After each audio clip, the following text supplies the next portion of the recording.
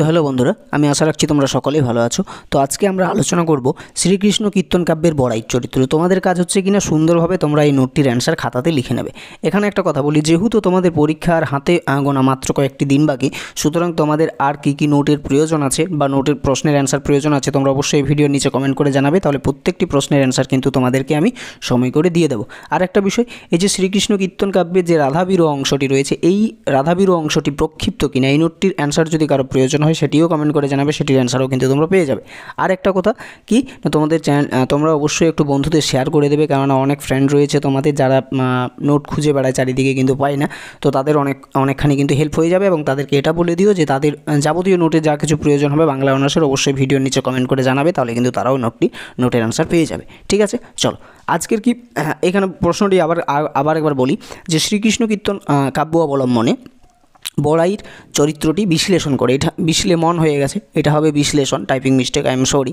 ঠিক আছে, বিশ্লেষণ করো কার না বড়াইয়ের চরিত্র। তোমরা সুন্দরভাবে খাতাতে লিখো। এবারে আমি বলে যাই, প্রথমে একটা কোটেশন তুলতে হবে তোমাদেরকে। খাতার মাঝ বরাবর ব্ল্যাক পেন দিয়ে শুরু করবে। কোটেশনগুলো সবসময় ব্ল্যাক পেনে লেখার চেষ্টা করবে এবং বডিটা ব্লু পেনে লিখবে। ঠিক আছে, তো কোটেশনটা কীভাবে তুলবে?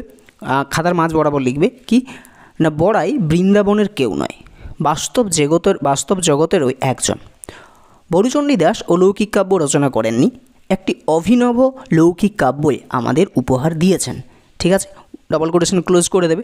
তোমরা চাইলে একটু হাইফেন দিয়ে অধ্যাপক চিত্তরঞ্জন সাহা, এই দেখো লেখা এখানে লেখা আছে অধ্যাপক চিত্তরঞ্জন সাহা। এই যেটি কোটেশনটা তোমরা লিখলে এটি কিন্তু অধ্যাপক চিত্তরঞ্জন সাহা বলেছিলেন। ঠিক আছে, এবারে খাতার প্রথম থেকে তোমরা আবার শুরু করবে, অর্থাৎ নিচে শ্রীকৃষ্ণ কীর্তন আদি মধ্যযুগের বাংলা সাহিত্যের রাধাকৃষ্ণের প্রণয় রসাত্মক নাটগীত জাতীয় আখ্যান কাব্য। মূলত রাধাকৃষ্ণ এবং বড়াই এই তিন চরিত্রের মধ্য দিয়ে পরিবেশিত হয়েছে আলোচ্য কাব্যের কাহিনী। রাধাকৃষ্ণের প্রণয় কাহিনীকে পূর্ণতার পথে পরিচালিত করেছে সে নিঃসন্দেহে বড়াই। প্রথম প্যারা শেষ। নেক্সট প্যারাতে লিখবে বড়াই কুট্টিনী জাতীয় চরিত্র। এই চরিত্রটি পরিকল্পনার মূলে দামোদর গুপ্তের কুট্টিনিমিত্তম এবং জ্যোতিরীশ্বরের বর্ণরত্নাকর গ্রন্থের প্রভাব সুস্পষ্ট।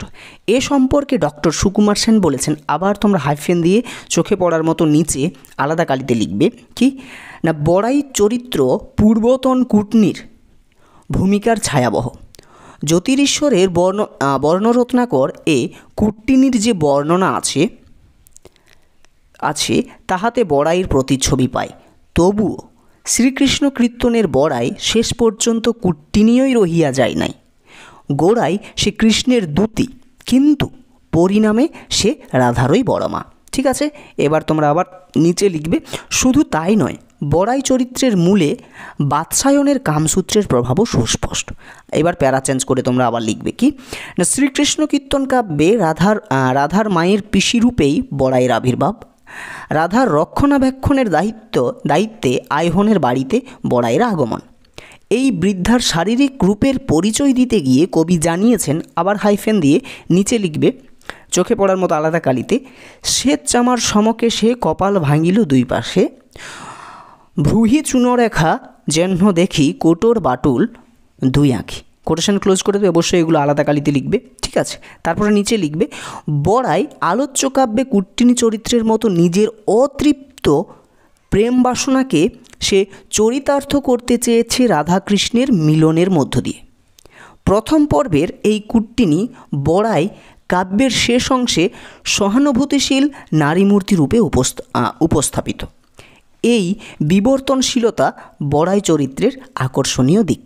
ঠিক আছে, প্যারাটি শেষ হয়ে গেল। এবারে আবার অন্য প্যারাতে লিখবে বড়াই অঘটন পটীয়সী নারী। পটীয়সী মানে দক্ষতা। ঠিক আছে, সে সমস্ত কিছু করতে পারে। বড়াই অঘটন পটীয়সী নারী, নিজের কর্মদক্ষতা সম্পর্কে তার গর্ভের শেষ নাই। আবার কোটেশন দিয়ে নিচে চোখে পড়ার মতো আলাদা কালিতে হাইফেন দিয়ে লিখবে কি না, ওজোর জোড়ন আম্হে করি বাক পারি, সে কি রাধিকা ভৈলি সীতা সতী নারী। Quotation close. ঠিক আছে, তারপরে নিচে লিখবে, প্যারা চেঞ্জ করার দরকার নেই। কিন্তু শেষ পর্যন্ত অপমানাহত ঠিক আছে, দেখে নেবে এটি অপমানাহত বড়াই এক প্রকার প্রতিশোধ স্পৃহায় কৃষ্ণের সঙ্গে গোপন ষড়যন্ত্রে লিপ্ত হয়েছে। কৃষ্ণের প্রেমে রাধাকে সে বারে বারে প্ররোচিত করেছে। রাধার মনের সতীত্বের পরাকাষ্ঠা ভেঙে ফেলতে সে আপ্রাণ চেষ্টা করে গেছে। এমনকি কৃষ্ণের সঙ্গে রাধার দেহমিলনের সুযোগও করে দিয়েছে সে। সমালোচক ডক্টর অসিত কুমার বন্দ্যোপাধ্যায়ের কথায় আবার হাইফেন দিয়ে তোমরা নিচে লিখবে, চোখে পড়ার মতো আলাদা কালিতে কোটেশন দিয়ে, বলিতে গেলে রাধা ও কৃষ্ণের ঘটনা বড়াইয়ের সাহায্য না পাইলে অগ্রসর হইতে পারিত না। ইহার নাটকীয় অংশটুকু বড়াইয়ের দ্বারা সমাধা হইয়াছে। প্যারা চেঞ্জ করার দরকার নেই, নিচে লিখবে, বড়াইয়ের এ জাতীয় আচরণ চরিত্রটির সাংসারিক অভিজ্ঞতার পরিচয় তুলে ধরে। নপুংসক স্বামী আইহনের দ্বারা রাধার অচিরতার্থ রতিকে বড়াই কৃষ্ণের মাধ্যমে পূর্ণ করতে চেয়েছে। এই আন্তরিকতা বড়াই চরিত্রের এক উল্লেখযোগ্য দিক। আবার প্যারা চেঞ্জ করে লিখবে, শ্রীকৃষ্ণ কীর্তন কাব্যের বড়াই এক বিবর্তিত চরিত্র। বানখণ্ড পর্যন্ত চরিত্রটির যে রূপ আমরা প্রত্যক্ষ করি, বংশীখণ্ডে এবং রাধা বিরহে তার আচরণ সম্পূর্ণ ভিন্নধর্মী। বংশীখণ্ডে বড়াই সখীদের সামনে হাত জোড় করে কৃষ্ণকে ক্ষমা চাইতে বাধ্য করেছে। আবার রাধা বিরহ অংশে কৃষ্ণ যাতে রাধাকে ছেড়ে না যায় তার জন্য সে গভীর আকুতি জানিয়েছে। এ পর্বে বড়াই স্নেহপ্রীতি ও মমতায় পরিপূর্ণ এক মানবিক চরিত্র। একই সঙ্গে প্রকাশিত হয়েছে চরিত্রটির দায়িত্বশীলতা ও কর্তব্যবোধ। তারপরে কি লিখবে না, সমালোচক অধ্যাপক অমিত্রসূদন ভট্টাচার্যের কথায় শেষ প্যারা অবশ্যই হাইফেন দিয়ে নিচে কোটেশন দিয়ে তোমরা লিখবে কি না, চণ্ডীদাস বড়াইকে একটি কুট্টিনী চরিত্ররূপে শুরু করিয়াছেন, কিন্তু স্নেহ প্রীতি মমতায় পরিপূর্ণ একটি মানবিক চিত্ররূপে সম্পূর্ণ করিয়াছেন। এখানেই কিন্তু তোমাদের নোটটি শেষ হয়ে গেল। কোনো জায়গাতে যদি বুঝতে অসুবিধা হয়ে থাকে নোটটি তো অবশ্যই কমেন্ট করে জানাবে, ঠিক আছে। আর এখানে বড়াই চরিত্র শেষ হয়ে গেল এবং রাধাবিরহ অংশটি প্রক্ষিপ্ত কিনা এই নোটটি যদি তোমাদের প্রয়োজন থাকে তো অবশ্যই তোমরা জানাবে কমেন্ট করে, সেই প্রশ্নটির অ্যান্সারও দিয়ে দেওয়া হবে এবং কী কী প্রশ্নের তোমাদের প্রয়োজন আছে সেগুলো তোমরা জানাবে। এবং বন্ধুরা অবশ্যই চ্যানেলটি একটু তোমরা শেয়ার করে দেবে, ঠিক আছে। আর প্রত্যেকটি ভিডিওতে অবশ্যই ছোট্ট করে একটা লাইক এবং একটা করে কমেন্ট করে দিও, কারণ ভিডিওগুলো বানাতে বা নোটগুলো, এই যে নোটগুলো পিডিএফ আকারে টাইপিং করতে মোবাইলে না অনেকটা কষ্ট হয়।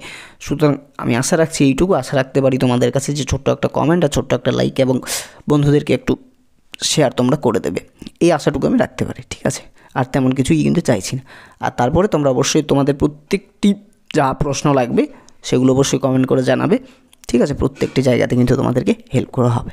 চলো, ভালো থাকা সকলে, ভালো থাকা সাথে পড়াশোনা করো। যেখানে প্রবলেম হবে আমাদের ক্লাস তোমাদের সাথে সর্বদাই কিন্তু রয়েছে আর থাকবে, ঠিক আছে। চলো, ভালো থাকবে। যাবতীয় প্রবলেম যা কিছু প্রয়োজন নোটের সমস্ত কিছু তোমরা অবশ্যই কিন্তু কমেন্ট করে জানাবে, বারবার বলছি, ঠিক আছে।